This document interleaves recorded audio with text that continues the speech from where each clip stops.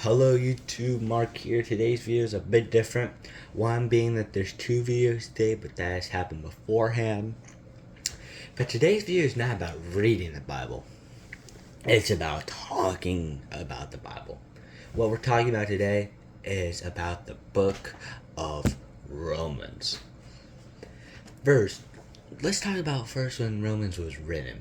It was written around 57 to 58 AD by the Apostle Paul during his third missionary trip, probably written in the city of Corinth.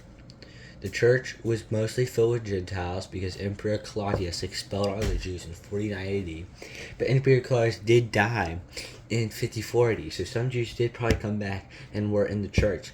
This is probably why Paul goes in Romans saying to the Jew first and also to the Greek.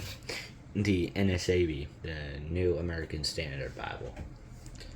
When Paul was writing his letter to the people in Rome, the Roman Church, were experiencing a nice peace because there was nothing really happening at the time. And we're not going to talk about Nero. That's another video itself. The book in Romans itself is 16 chapters long and includes many fundamentals about the Christian faith. The book of Romans can be split into four main parts. Chapters 1 through 4, the gospel reveals God's righteousness. Chapters 5 through 8, the gospel creates a new humanity. Chapters 9 through 11, the gospel fulfills God's promise to Israel. Chapters 12 to 16, the gospel unifies the church. All of these are essential documents to the Christian faith. Now, let's talk about the Romans themselves. The Romans had a polytheistic type religion, which means they worship multiple gods and goddesses. This is why Paul talks so much about the Christian faith in the epistles. Remember, it was only after 30 AD that Emperor Theodosius signed the Edict of Thessalonica, making the Nicene Christianity the new state religion.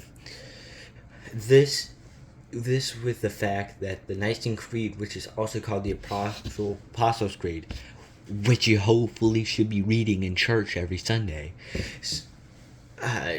was the Apostles' Creed. So it's the fundamental basics of Christianity, the absolute basics. Y'all should know the Apostles' Creed by heart. You know what I'm saying? I probably don't know it, so I'm probably being a hypocrite. But like, we should all know the Apostles' Creed by heart. Because it is the fundamentals of Christianity itself, which is why Emperor Theodosius signed the Edict of Thessalonica, making the Creed the official state religion. So Rome mostly had during its time the pagan religion, and this is probably the reason I think possibly Paul wrote this letter to the Romans to enlighten them on the idea of Christianity and why it's the most important. So, yeah. Hello YouTube, this is Aftermark talking. Here are all my sources for the video.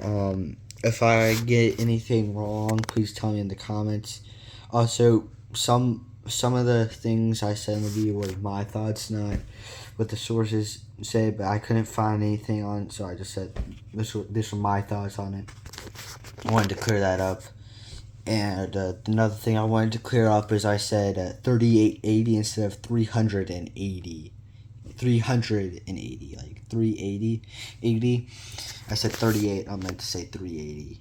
So see y'all tomorrow for another YouTube video.